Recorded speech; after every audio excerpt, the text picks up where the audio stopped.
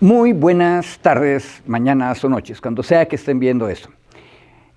Compañeras, compañeros, la semana pasada les platicaba yo acerca de una organización popular, la COSEI, que tiene su antecedente en un gran caudillo revolucionario llamado el general Charis.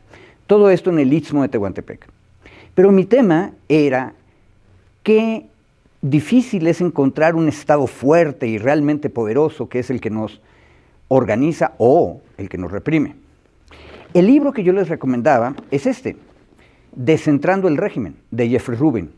Esa es la historia del general Charis, que se convierte en una especie de segunda encarnación en la organización la COSEI. La COSEI hoy en día ya también ha desaparecido y ha sido sustituida por otras organizaciones. Ahora, todo ese proceso de encontrarse cara a cara en la base y luego organizarse y luego reclamar cosas, que es la historia desde abajo, es en el fondo la historia del Estado. Este es el otro libro que a veces les he comentado. Se llama Burocracia, ¿qué es lo que hace el gobierno y por qué lo hace? Es de un autor norteamericano también llamado James Q. Wilson. Este señor es famoso por una teoría que se llama de las ventanas rotas, pero algún día les hablaré de esa teoría. En este libro, Wilson nos dice que los gobiernos son burocracias que nacen para servir a la gente que les dijo a esos gobiernos, necesitamos que hagas tal cosa. Y entonces pone casos concretos, como por ejemplo, cómo nació el Servicio de Parques Forestales de los Estados Unidos, o cómo nació el Servicio de Construcción de Presas Hidroeléctricas en ese mismo país. Bueno, a mí lo que me interesa ahorita decirles es que importa mucho quiénes son las personas fundadoras de las organizaciones. Igual que el general Charis dejó su impronta, su recuerdo en la memoria colectiva, igual que los líderes de la COSEI son relevantes, de la misma manera los fundadores de una burocracia importan, porque de alguna manera forman a la estructura a su imagen y semejanza. Bueno, ahora, ¿cuál es el problema? ¿Qué ocurre cuando distintas burocracias dentro del Estado empiezan a pelearse? Hoy les quiero contar de una burocracia que empezó a nacer y que la cortaron de cuajo en un momento dado, allá por el año 1924, es decir, hace un siglo. Hoy en día recordamos ese momento con la muerte de Felipe Carrillo Puerto. Felipe Carrillo Puerto ustedes lo pueden encontrar en cualquier documento del gobierno mexicano de este año, 2024, porque va a aparecer en alguna de las esquinitas del oficio que ustedes reciban y va a decir, año de Felipe Carrillo Puerto, héroe del proletariado.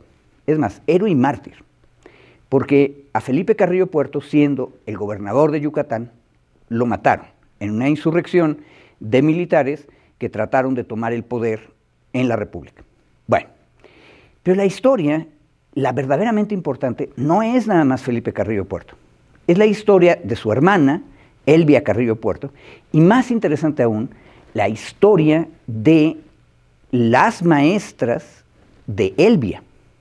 Y las maestras de Elvia son como 3 generaciones de mujeres, maestras, profesoras, normalistas, que en el Estado Libre y Soberano de Yucatán empezaron desde mediados casi, poquito después de mediados del siglo XX, perdón, del siglo XIX, en la época de Juárez, empezaron a hacer trabajo en los barrios de Mérida y en muchos de los pueblos de la zona rural de Yucatán. ¿Qué trabajo era este? Alfabetizar y aprender la cultura de la gente.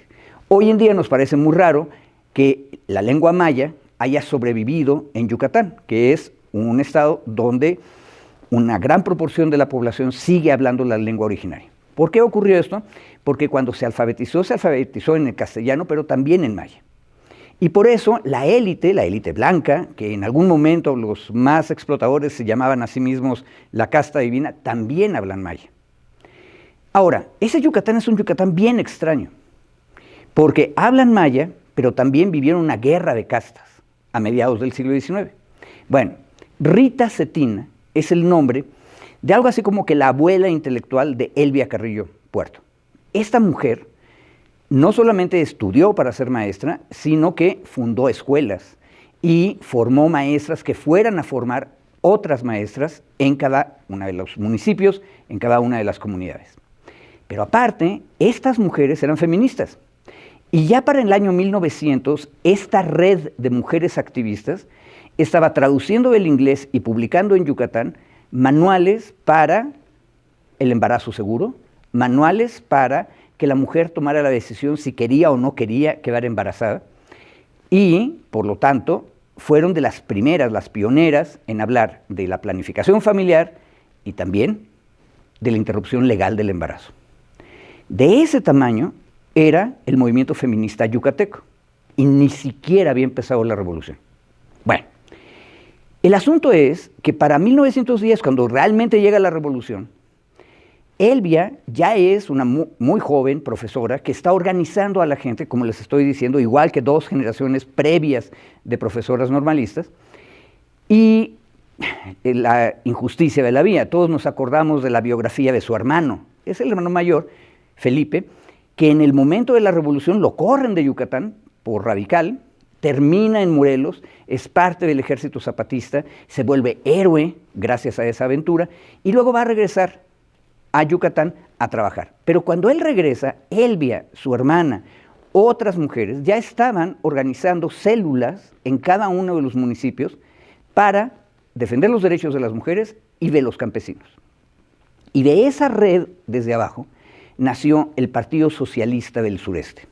Así como se oye, socialista. Y no solo de Yucatán, del sureste, incluía toda la península, porque estas mujeres entendían que los problemas de los mayas y también de los blancos en Yucatán eran regionales, no eran nada más del estado de Yucatán. Y por lo tanto propusieron soluciones desde abajo para todos. El partido es el que logra en el año 1921-22 que Felipe sea el gobernador del estado. Y por esto que les estoy diciendo, no porque Felipe fuera muy radical o muy valiente, o tal vez demasiado irresponsable, no. Por el trabajo de base es que la casta divina de Yucatán atacó a Felipe, y cuando vio que había una insurrección en contra del régimen postrevolucionario, apoyó a los insurrectos y asesinó al gobernador. Elvia, que nunca había salido del estado de Yucatán y siempre siguió trabajando a nivel de base, ahora sí tuvo que exiliarse, porque si no también la iban a matar. Y desde la capital federal luchó porque se hiciera justicia en su estado. No tuvo mucho éxito, pero dejó el ejemplo. Ahora, ¿por qué estoy platicándoles todo esto? ¿Qué tiene que ver esto con los límites del estado? En algún momento, un profesor de la Facultad de Derecho nos decía que el estado es la sociedad política organizada. Es decir, somos todas y todos nosotros que nos organizamos y decimos somos el gobierno. O sea, organizamos la sociedad y la convertimos en estado.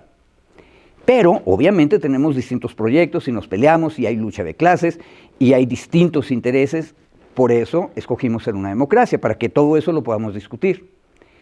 Y el proceso que les acabo de contar en Yucatán es el modo en que desde abajo, no Felipe Carrillo Puerto, que tenía los ojos verdes y estaba enamorada de una norteamericana y luego le escribió un bolero que se llama La Peregrina, ¿no? Esa es la leyenda individualizada y aparte machista, porque nada más nos cuenta la historia de Felipe. Se le olvida a Elvia y todas las demás mujeres. No, la historia del Estado revolucionario que nace viene desde abajo, igual que la COSEI, igual que el general Chávez, e igual que todos los otros procesos de los que hemos platicado en este espacio. Espero que esto sirva para que entendamos que el Estado, entendido solo como el gobierno, y peor, el gobierno de las élites, siempre va a ser débil. En cambio, el Estado que viene desde abajo florece y se hace muy fuerte. Ahora, ¿por qué mataron a Felipe Carrillo Puerto? Porque él representaba todo eso que les acabo de decir. Una lección para este centenario de su sacrificio. Muchas gracias.